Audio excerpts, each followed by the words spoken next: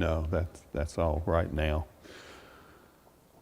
Okay, when it talks about the 13th day, that was the day that Haman chose by lot, that the Jews would be, hopefully in his eyes, exterminated, that people could attack them on that 13th day. And as we found out last week when Jason was teaching, on the 13th day in most of the kingdom, the Jews had successfully fought off the people that were going to exterminate them, and they had ended everything. But right here, in this particular area, it took them 2 days. Now, as a result, the way that Purim is celebrated, on the 13th day of the month, which is known as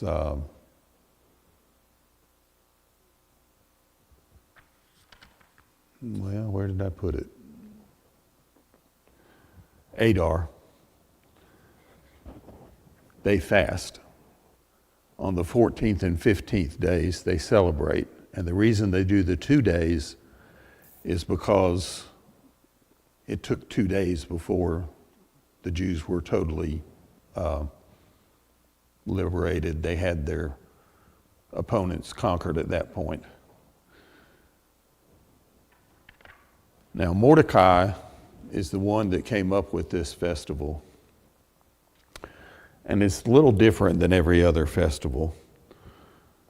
The Jews had various festivals, the festival of Passover or Yom Kippur or the festival of the tabernacles. These were actually commanded in Scripture. This wasn't one of those kind.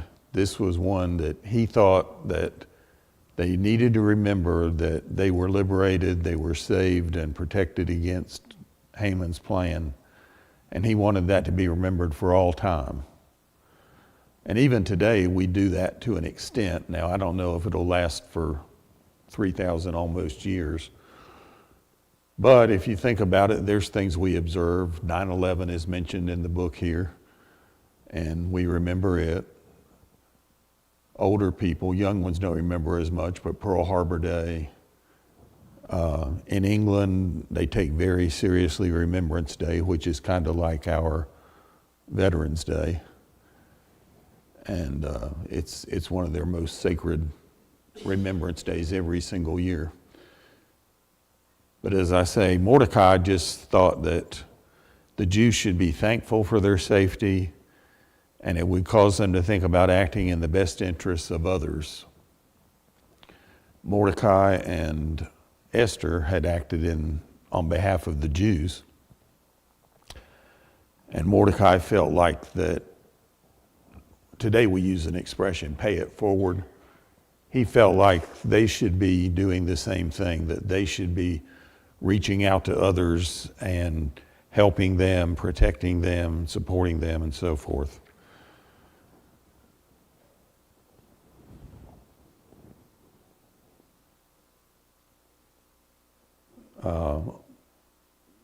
It says, on that day they rested and made a day of feasting and gladness. So the Jews' actions evidently paralleled the actions of their brethren living elsewhere who had celebrated the victory a day earlier. That was for the people in Shushan. Again, that's why it was 2 days. But Mordecai felt like, yeah, we shouldn't just have this one-time celebration. We should celebrate for all time. And parents should teach their children about this, and it should be something that the Jews always remember. Now, Purim is different than the ones that are the festivals or the feast days or whatever that are actually imposed in the Old Testament. Most of them concentrate on things like fasting, and they have things that you can't do. Husbands and wives are not supposed to have sex during those periods. You're not supposed to drink although normally Jews don't, they can drink wine. They're not supposed to drink to excess, but they can. And during these festival days, they can't do that. Well, Purim is very different. Some people today call it the Jewish Halloween. I don't really agree with that.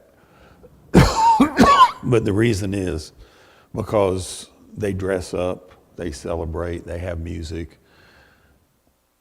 More like a New Year's Eve or a Mardi Gras to me than it would be Halloween.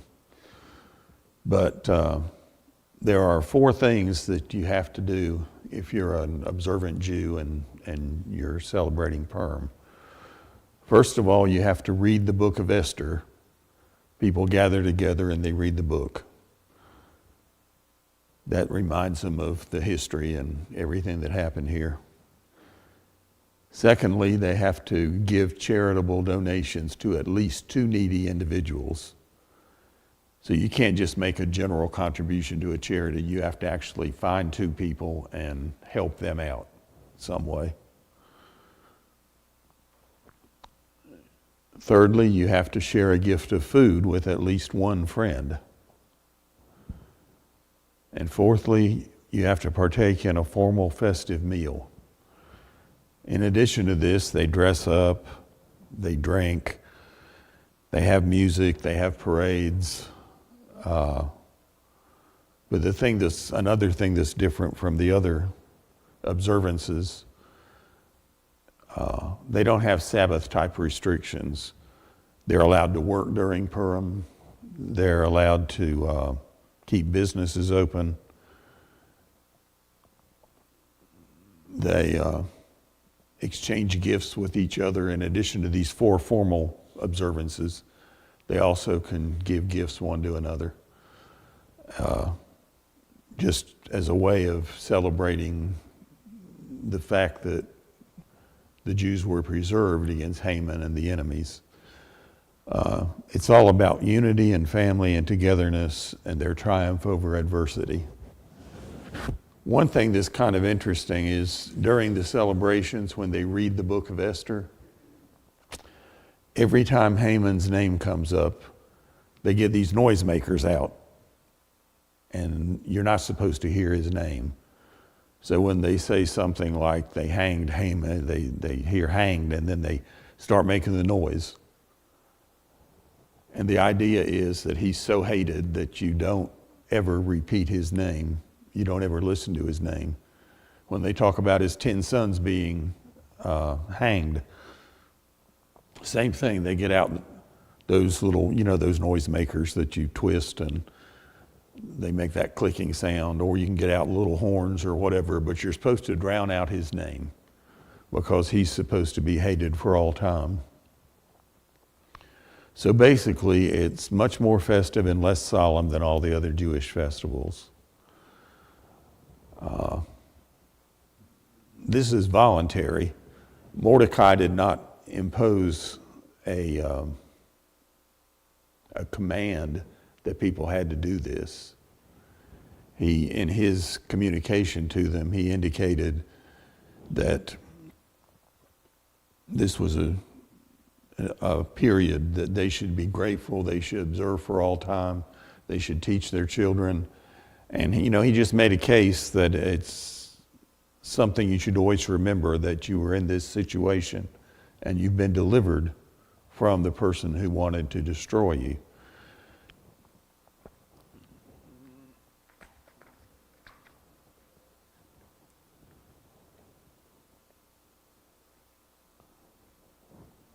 And it said that this should be observed by every generation, every family, every province, and every city.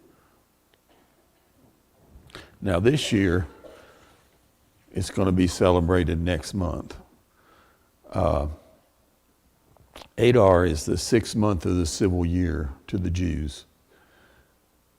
And we think 6th month June. Well, that's different with their calendar and so forth. But it's usually, anywhere from the latter part of February to the latter part of March. And this year it's going to be Friday, March 22nd will be the day of fasting, and Saturday the 23rd and Sunday the 24th will be the day of celebration, days of celebration. Now, it wasn't just Mordecai that suggested this. Esther at this point had been queen for 5 years, and she had accumulated a certain amount of influence, a certain amount of power. And so she gave her approval by writing a letter to the Jews all through the kingdom and said that she agreed with what Mordecai has proposed here and that everybody should do as he's requested.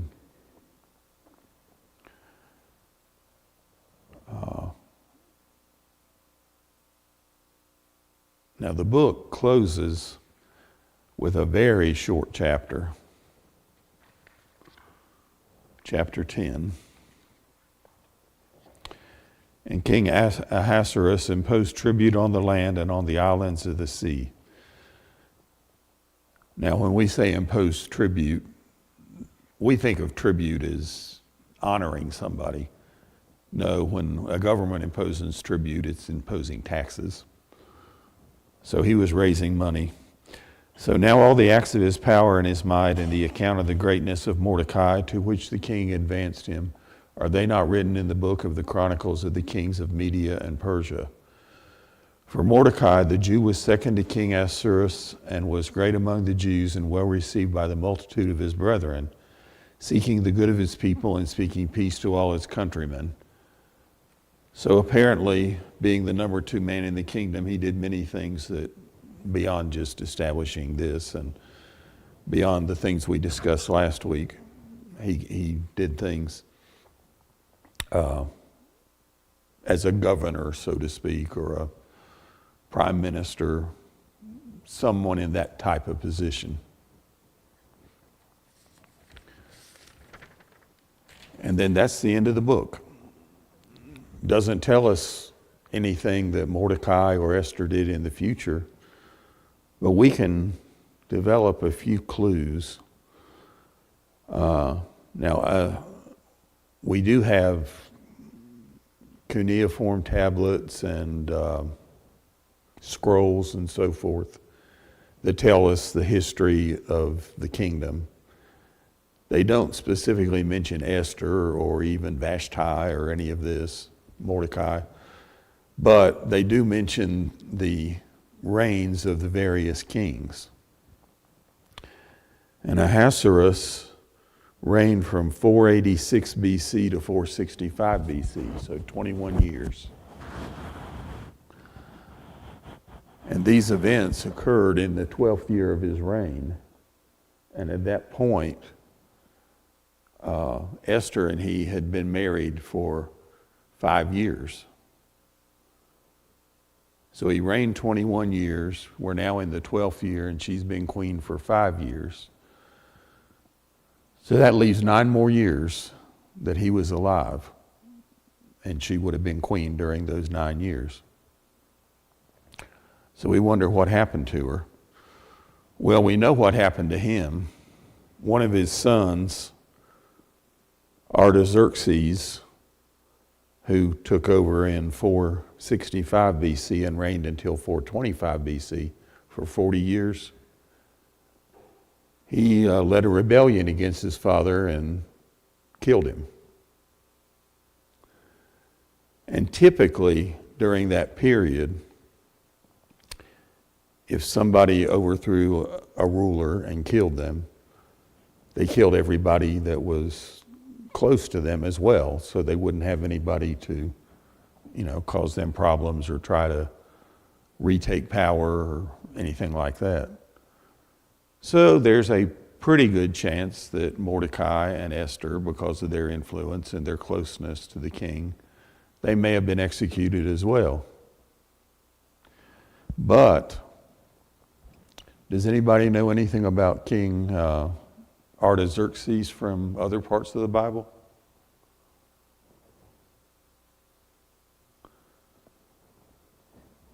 Well, he was kind of an interesting king for being a a heathen, so to speak, Zoroastrian or whatever his religion was. He was definitely not a Jew. But he's the king that Ezra went to and wanted his permission to reopen the temple and to start having the regular Jewish observances and bringing the Bible back out and addressing it with the people and that kind of thing. So he was definitely what you would call somewhat favorably inclined toward the Jews. Ronnie, you mind reading Ezra 7:27 for us?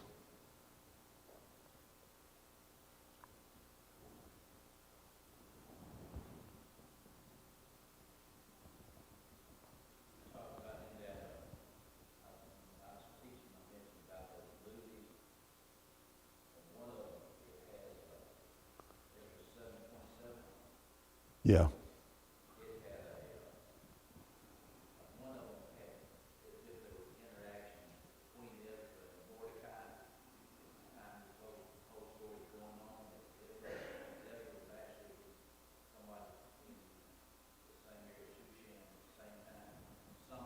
Yeah, it's possible. We don't have any proof positive, but it's possible that they could have.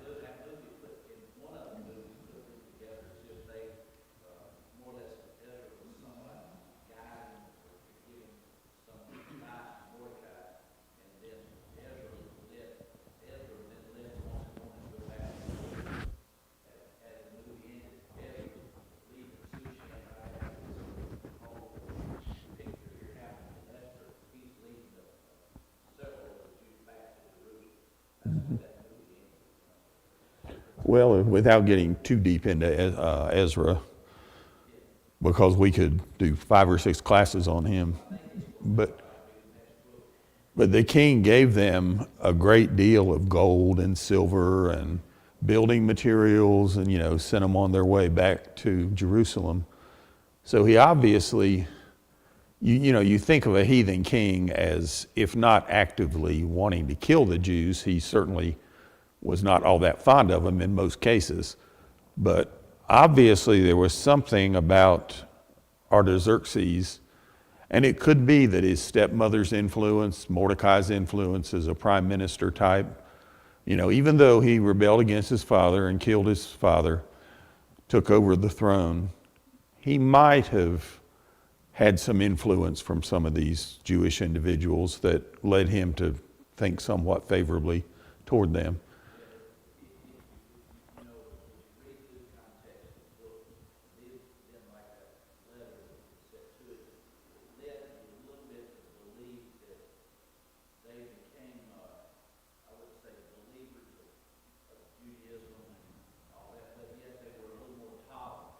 Right.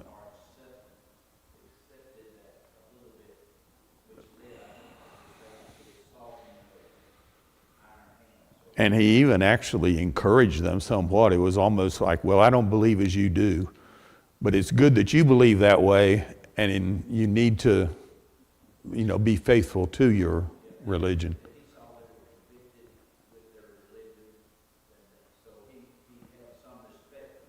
Right. Yeah, Ezra 7:27.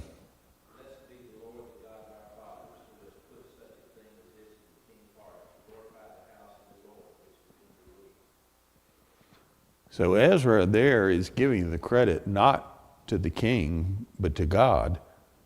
He's saying that, you could say, well, the king has been very favorable toward us and he has encouraged us. He has even financially supported us and encouraged us to go back and reestablish the religion the way it should be. But he says ultimately the reason he's doing that is because God put it in his heart. Now, about a dozen years later, Nehemiah was the cupbearer to this same king. And Nehemiah heard about the walls of Jerusalem that were crumbling and badly in need of repair, completely broken down in places and all.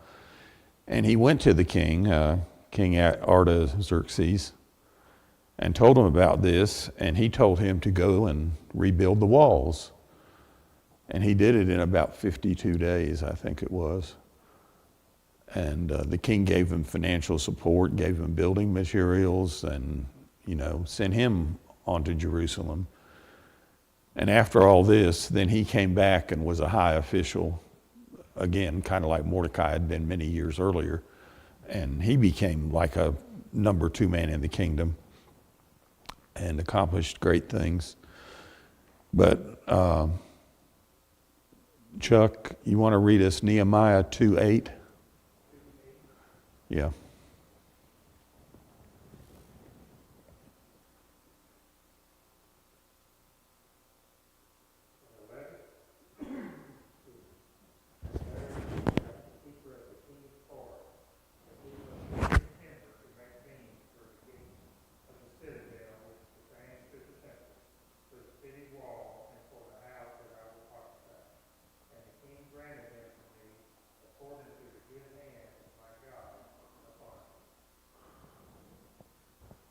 He's kind of like Ezra.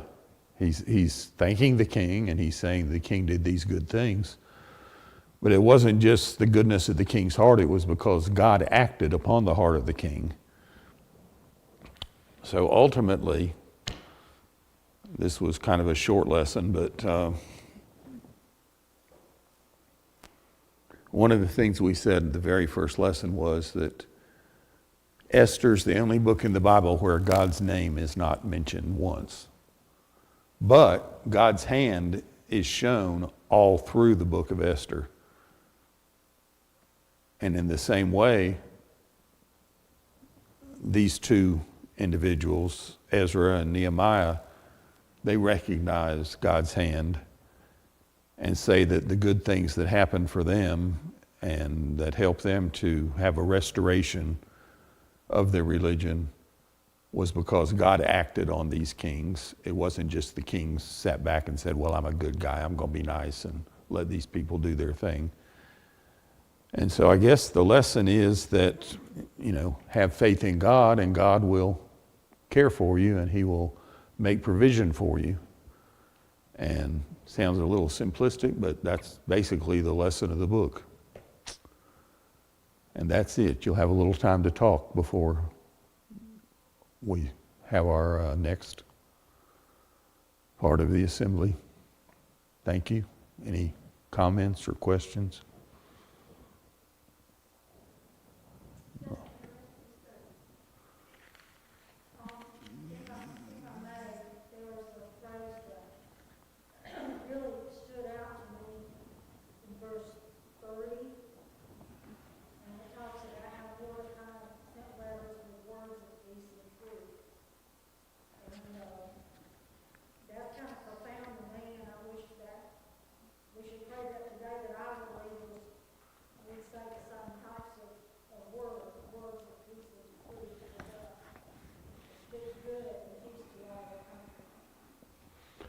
That would be nice. Unfortunately, in today's world, it seems like there's an awful lot of self-dealing and